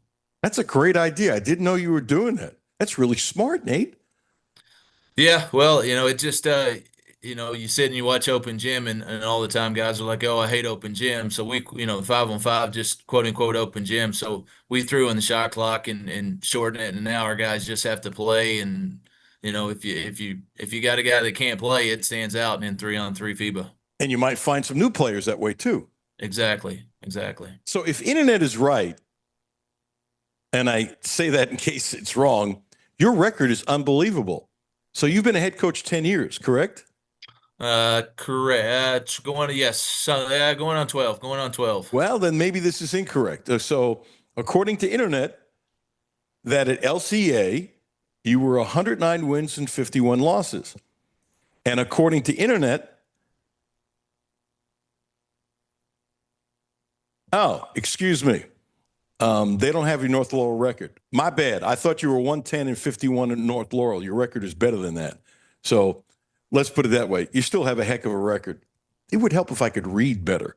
I shouldn't do this without my glasses, neither here nor there. So what's the biggest change since you started as a head coach about 12 years ago? I think it's just the continual development of the game. I mean, guys are better. It's obviously, guys shoot it better. That our guys do stuff in practice every day that I thought, man, there's no way I could do that when I played. And I felt like I was not a great player, but a good high school player. But guys just continue. It's just like at every level, guys continue to get better and bigger, stronger, faster, and but I just think the shot clock is going to be a great thing for high school basketball in Kentucky. Do you think expense, and it's not cheap, and high schools don't have any money. Most of them do not. And fundraising and stuff like that, these times are tough. You think money was the reason? You got to have a clock. The clocks aren't cheap. It could cost you, I've seen some places $3,000. Somebody's got to man the clock. You think it's been all about money, and if some school says we don't have the money, whatever, I respect that. I know some boosters will probably maybe help you out in a lot of other high schools and stuff like that, which is great. But do you think money's been the main reason? You think people were hesitant to change to a shot clock? I think probably everything's a factor, hesitant to change. And, Kentucky's kind of been a traditionalist state, obviously the last one that has one true state champion, and not class. But, you look across it now, I think Kentucky was the 32nd state to adopt it. So, I think somebody said in the paper that it was coming. You knew it was coming, and certainly don't want to be the last. Financially, yeah, it's going to be an expense, but you always find a way. If you want to be good and you want to do something the right way, you're going to find a way. And I haven't been in a local community yet that doesn't support high school basketball. I mean, I don't think that's going to be a huge issue. Finding people to work, all those things are great excuses, but I think as the game's evolved and, you got to be willing to adapt. You look back at the rule changes that they've made, in the last 15, think about what they thought when they put down the high school 3-point line, when they put in the 3-point line in basketball, how are we going to paint the floor? How are we going to do this? Like, it all works out, you figure it out, and that's part of it, but it's something, again, that has been a worldwide trend. So I think it would have been a shame for Kentucky to sit back and just continue to let that pass by. Nate Valentine, kind enough to join us, North Laurel coach. I like how you put it. All the things are great excuses. In other words, man up, women up, whatever. I don't want to be accused of being sexist here, even though it's an expression. It's good for the game, so let's just do it and we'll figure it out. And I agree. Most programs have a booster or somebody or a cake sale or whatever to raise the money, and I think it's a beautiful thing. Can't have you on with that. Asking about Reed. I don't know if you saw the odds. It went from 80-1 to 30-1 about Reed Shepherd being potentially the most improved player. Nobody wants to get an opportunity this way, but Van Vliet, who's been a really good guard for a long time, signed an extension, 2 years, $50 million, rips his knee in the offseason. There's a great shot that Reed is going to start and get some serious clock, and that's a big change in odds by the Vegas people from 80 to 30-1. And I'm knowing Reed, I'm sure he's worked his tail off. You have any insight on Reed and how he's doing and all those kinds of things? Yeah, I haven't spoken to him since the Van Fleet injury, and that's what everybody says if you talk to Reed. And I try to not bug him when I don't have to, but we usually talk, once a week. We usually have a good talk and just check on how he's doing. But I think before the Van Fleet injury, those odds could have been as high. I mean, he looks great right now. He's really bulked up. He's adjusted to the NBA life. It's a different deal when you're living in a city that you've never lived in, and you're 20 years old, and your teammates are 30, 35, and after practice at 11 o'clock in the morning, they're going home to be with their family and pick their kids up from school, and Reed's 20 years old, so I think early on there was some adjustment there, just trying to figure all that out, but he's worked extremely hard. I know his coaches and his general managers are really high on him and the way he's played in the preseason. He says he feels as great as he's ever felt and really confident and a lot more comfortable, just being in the NBA now. So I expect him to have a really good year, and he's in a great situation there in Houston, and it's unfortunate with the injury. But they were already looking for him to step into a bigger role, and I think he's going to have to do it now. And it's like I told him, I said, it's on you now. You've put in the work, and you're going to get the opportunity, so take advantage of it. But I think he's going to have a great year. I think he is too. And by the way, adjustment, that's right. He had to adjust. Well, that's normal. It's a normal part of it. When you say bulked up, how much weight has he put on? He's probably put on 10 or 15 pounds of muscle. I mean, he looks really, really good. Last year I would watch those games and think, man, he looks like a little kid running around out there. And, I've seen some clips of him now in practice, and he looks really good, strong. He looks great defensively, shooting the ball really well. So, I think that's the biggest thing, is being able to physically handle yourself on the defensive end when you're playing grown men. So I think he's figured that out, and those older guys have helped him, and he's worked extremely hard at it. So, to no surprise, I think he's gonna have a great year.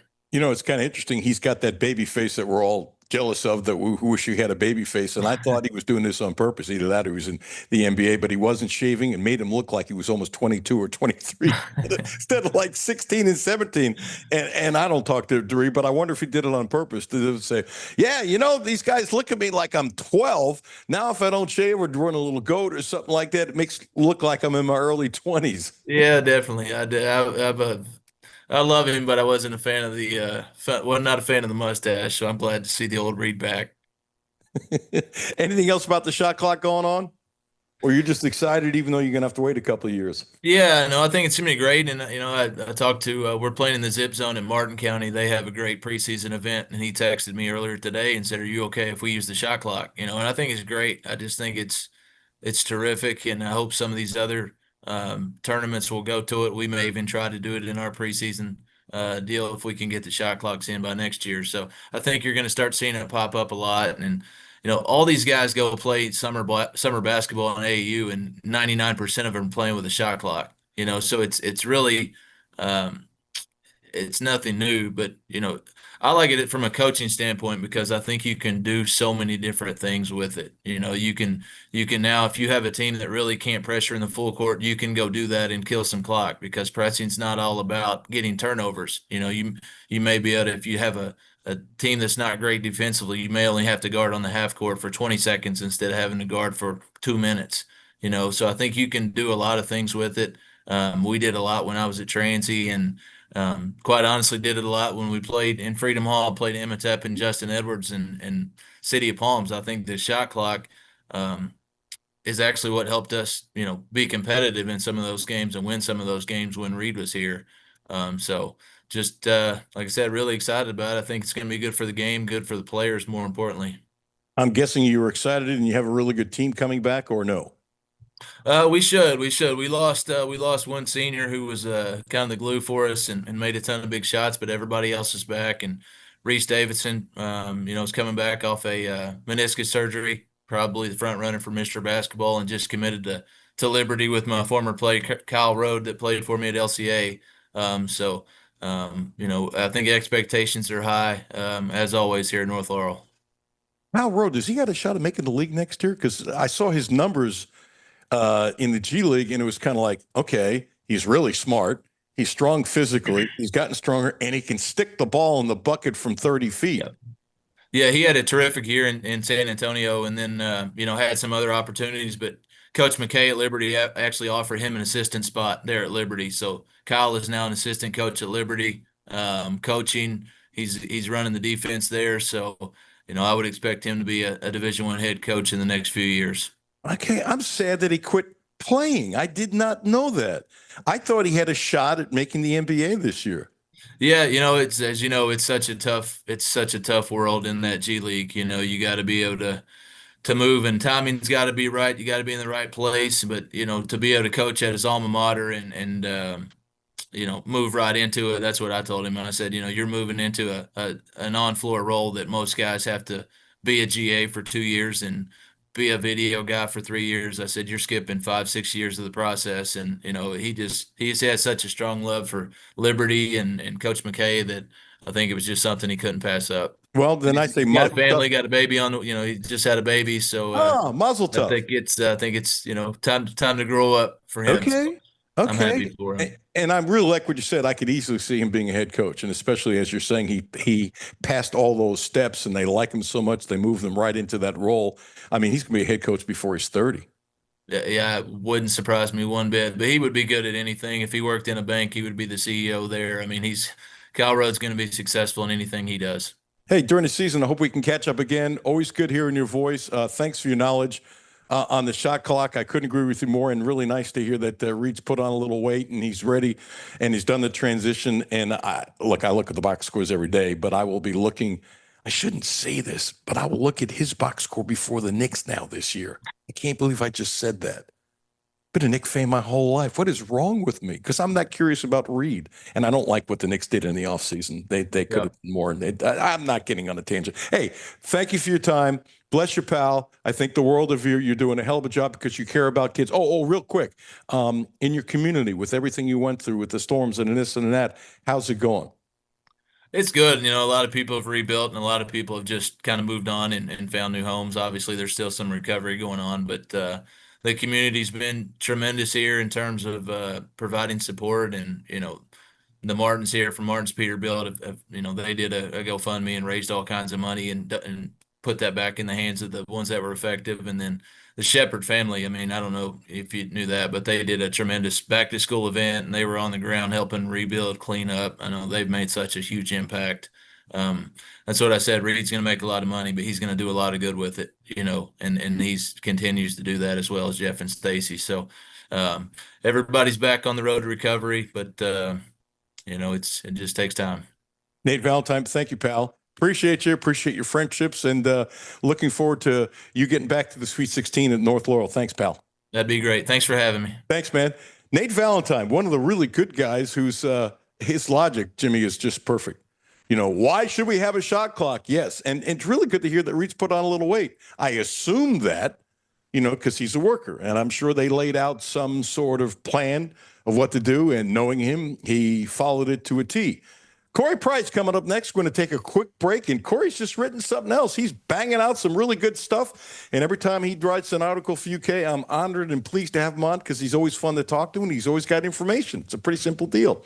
Terry Page, Terry Page, 859-373-0578. I've said this a gazillion times, a great licensed massage therapist and a healer. And you might want to write this down. You can remember it, naturalhealingandpainrelief.com. Naturalhealingandpainrelief.com. Go to the website, and she's got clips for 15-minute holds where you can get a free phone call to say, hey, this is my issue. This is what I need. How can you help me out? And that probably will make you a lot more comfortable about starting to go to Terry, who's unbelievable. First couple days of the week in Butler, Kentucky. Rest of the week here in Lexington. I couldn't recommend her any higher. She's been great for me. She's helped out tremendously. 859-373-0578. Thanks to Van Hiles. Thanks to Nate Valentine. Corey Price coming up next. Alan Cutler having fun with you. 1300 AM, 92.5 FM. No Filter Radio with Alan Cutler, brought to you by Quantrell Auto Group. QuantrellForLife.com. Hi, this is Alan Cutler. Have a no filter comment? Hit the text line, 859-381-1313. 859-381-1313. Hi, this is Alan Cutler. The Quantrell Auto Group has a great deal for this month. Subaru. The Outback is special, so check this out. 0%. That's right, 0% interest for 36 months. And if you want to spread it out to 72 months, 1.9%. What a deal. 0% interest for 36 months. Don't forget, the Quantrell family of dealerships is the right place to get your next Subaru, and they promise you the best in sales, service, and no gimmicks. Houchins Insurance Group is proud to partner with Auto Owners Insurance, a company that provides opportunity for independent agents to make insurance simple for their clients, offering risk management services that range from a renter's policy for your college student to home and auto coverage for your entire family. Houchins Insurance Group assures you that nobody works harder to keep you protected from life's uncertainties. Reach out to AJ Boss or Zach Bennett at 859-263-2771 to see if Auto Owners Insurance makes sense for you. My name is Terry Schultz, CEO for the Rutherford County Area Habitat for Humanity. Republic Bank has really been a game changer. They have invested not only financially, but time to really listen so that we can move our mission forward. What I like about Republic Bank is they've come in asking, what are your needs? And I don't know that you get that any other place. That's Terry's story. Now let's get to work on yours. Republic Bank. Time to thrive. Member FDIC. Down, set, hack, corn dogs coming in for the blitz. Rick, what are you doing? Brent, I'm practicing my snack plays for the next football game. Well, in that case, Uncle Rick, stop by any Clutch Stop and Shop and pick up 5-hour energy shots, 2 for $4.99, or Uncle Ray's potato chips, 8-ounce bags, 2 for $6. Don't get sidelined without your supplies this football season. Clark's Pump and Shop. Return, refresh, refuel. Back to No Filter Radio with Alan Cutler. Podcasts on Apple, Spotify, and Google, Monday through Friday. 100 AM, 92.5 FM. Always fun talking to Nate Valentine. Always fun talking to Van Hiles. Always fun talking to Corey Price. Corey, how are you? And I need to know the proper way to introduce you because you're a stats guru. And Corey, I'm telling you, I don't know if I've told you this before, but I promise you, one of these days, you're going to be known as the Kentucky historian of your generation. I'm telling you, I know these things. And you're smiling, but it's true. The stuff you come up with, how quickly you've earned the respect and the reputation. Let's put it this way. When you put up something, I'm not worried it's an AI-generated thing. I'm teasing you, but you know what I'm saying. It's going to take a while. You're patient. I don't think you're doing this because of that, but you're going to be known as the next great Kentucky historian of sports. You ever think about that? Thanks, Alan, for that. I don't dwell on that a whole lot. I think I'm pretty humble. I don't think about that kind of stuff, honestly. I just enjoy it. It's my passion, and I try to do it to the best of my ability. You know. Well, you're not doing it for the love. You're doing it because of your passion, but you will have an offshoot of love. You need to be less humble like me. Yeah. Maybe one day. Who knows? Maybe one day. Okay, so how do you want me to introduce you? You're the statistician in UK football. You're the guru of coming up with stuff, and I still can't figure out how the heck I tease you, but you have to have like a computer faster than AI, the way you come up with stuff with the stats and something's going on in the game, and boom, you got the analogy of this, that, and the other. So maybe it's the computer or your hands, or as you say, you know where to look. Well, it's a little bit more than that. You're being too modest. So how do you want to be introduced from now on? Just Corey Price is fine. Okay, not happening. I'll just do what I want, which I normally do anyway. Okay. That's fine. I didn't mean to make you blush. Okay. Tell me about the recent article that you wrote for publication, when it's going to be in, and let's talk about it a little bit without giving the whole thing away. And I think even if you give part of it away, people are going to want to read it anyway. It's in the program. Why wouldn't you want to read it? Yeah, so for the upcoming Kentucky men's basketball yearbook, I decided to do a piece concerning wins at Rupp Arena. This upcoming season will be the 50th season for UK at Rupp, so it's a pretty good reason to look back at past great wins. I decided to do a list of the top 20 wins. Kind of like the piece I did for the football yearbook this summer. It was pretty hard to narrow it down just to 20. Obviously, with the type of program we have, we've had a lot of great teams come into Rupp. We've had a lot of great wins. So it was fun to look back at a lot of these, to do some research on some of these, and I like to think I've got a pretty good list.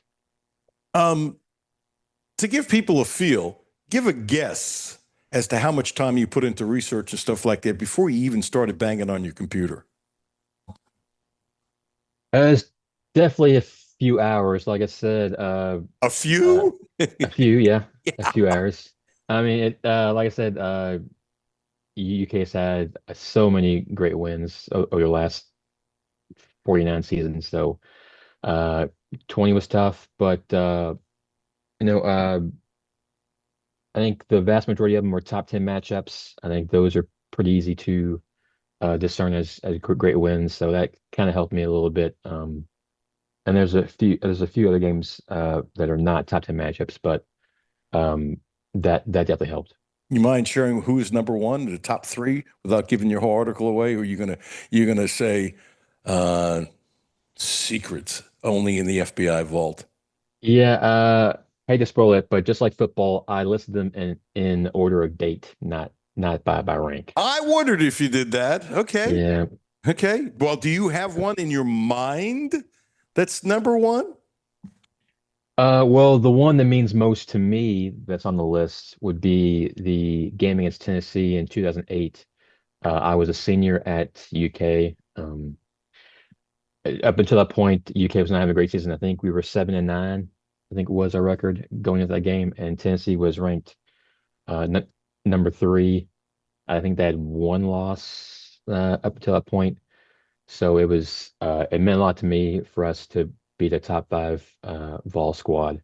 You know, with us being not that great. It's a pretty big upset, which our program doesn't get a lot of because we're typically the gold standard. So that's probably the most important one to me. Interesting that you pick a Billy Gillespie game. I find that no, because you're just doing what you feel, but it's just interesting, and it says something about how the program had dropped so much. So when Kentucky loses a game like that, oftentimes they are the victims of an upset. But this is different. Who was the star of that game? Stars? Do you remember off the top of your head? I know you do.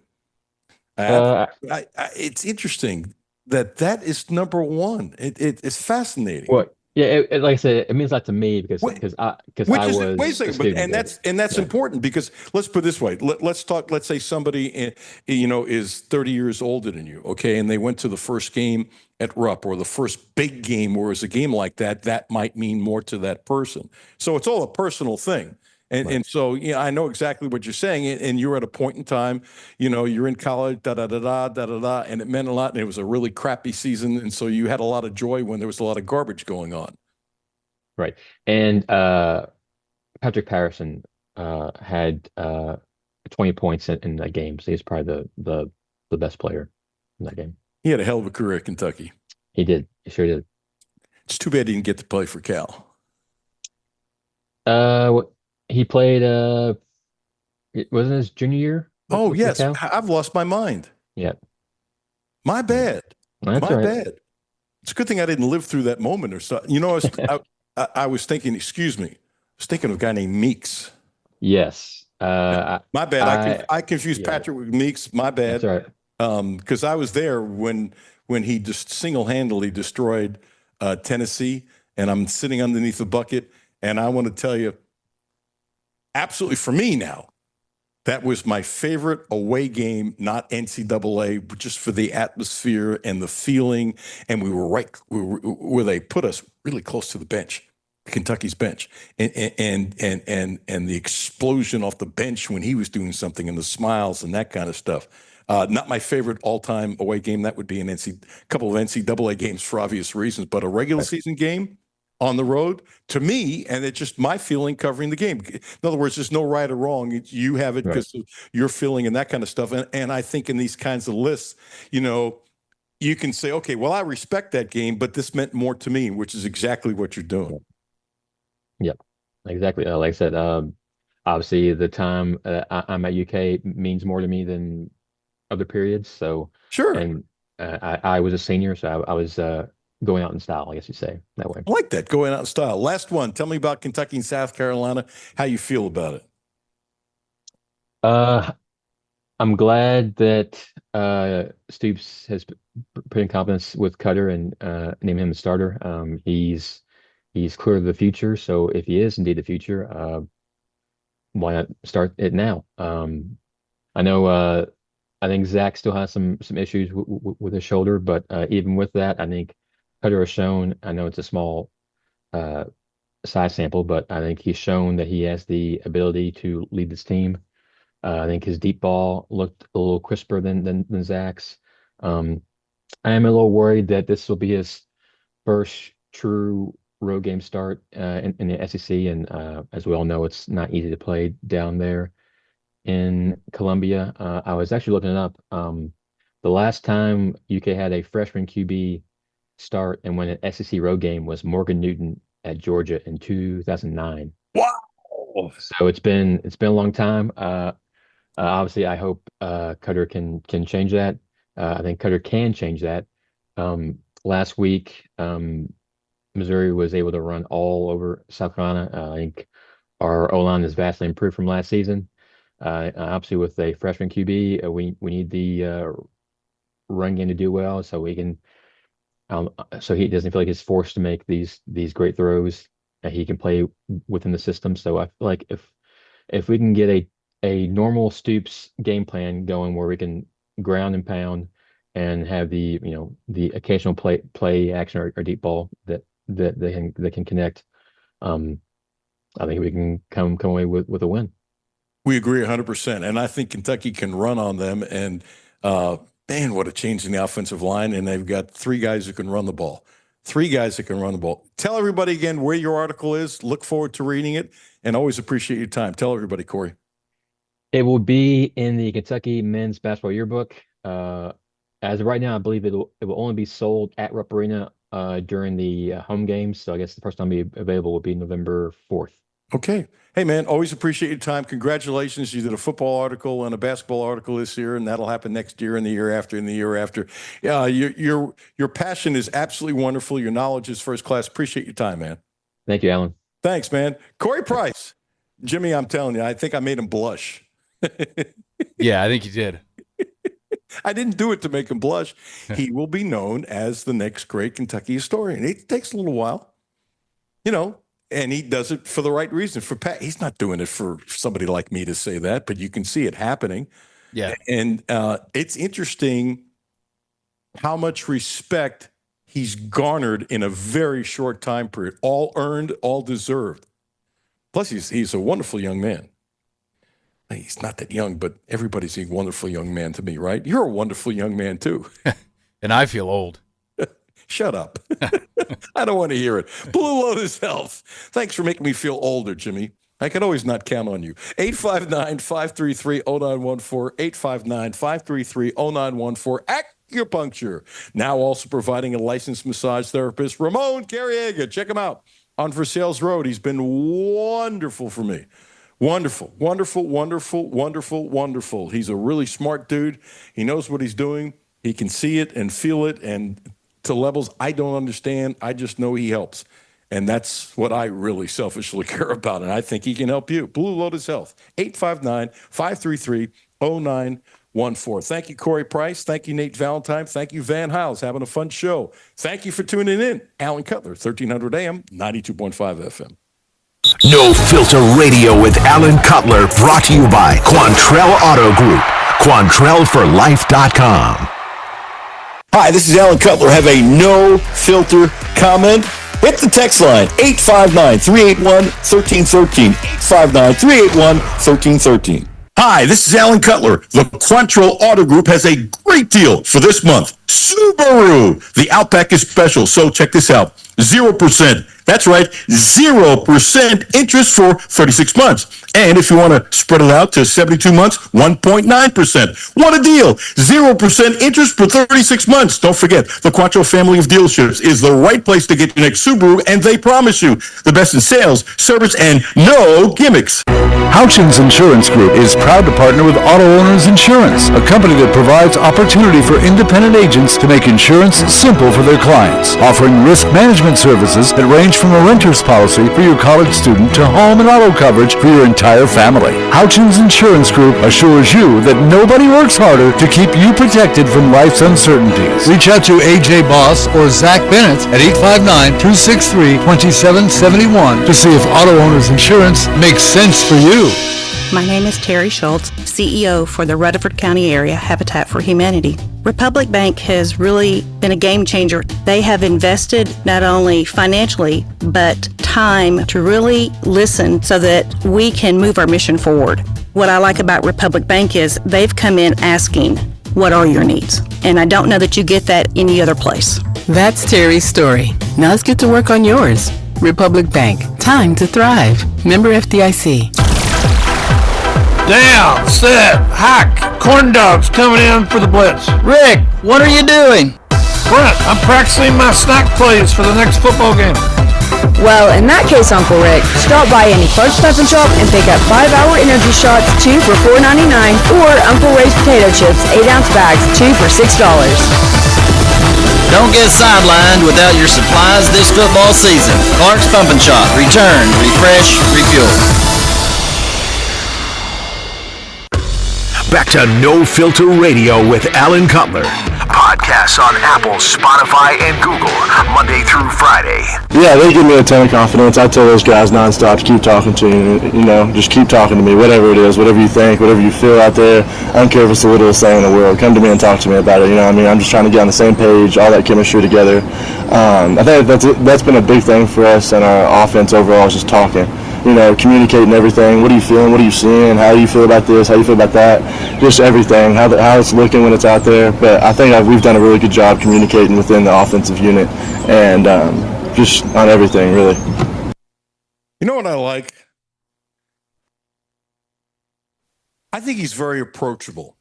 I'm not going to suggest that other quarterbacks aren't, but I think he has that aura that he gives off that he's really, really approachable.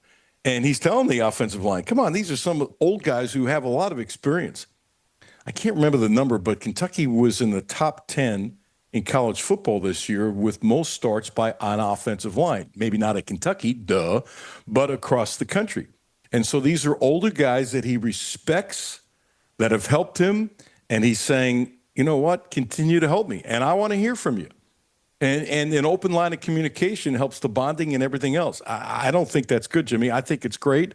And he's got that it factor. Whatever the it factor is, I've never been able to find. I think Cutter Bowley has the it factor, and I think we're seeing the start of something big. Somebody wrote a song about that, kind of a famous song and stuff like that. We'll see. But I think the kid has the it factor.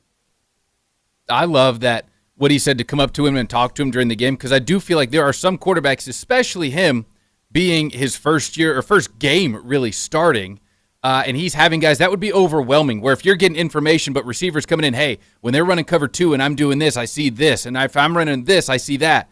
He's able to process all of that and remember it. Some quarterbacks would hear that and just, I'm trying to hear a play, I'm trying to do this, but the fact that he can process all of that and he wants guys to come and talk to him, that tells me that, again, going back, his mental makeup and who he is, that he's the right guy.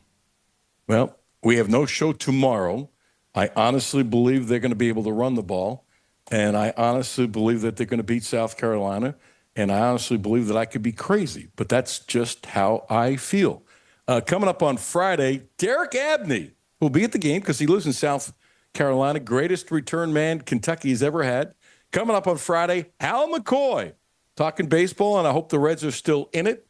Always love talking to Hal. Coming up on Friday, Chris Chenault, talking football, and he's about as no filter gets. Again, thank you to Van Hiles. Thank you to Nate Valentine. Thank you to Corey Price. Thank you to you, Jimmy. And thank you for all of you who were listening. Brad Taylor coming up next. I'll be back Friday. Reds, baseball, tomorrow. Count your blessings. I appreciate you spending some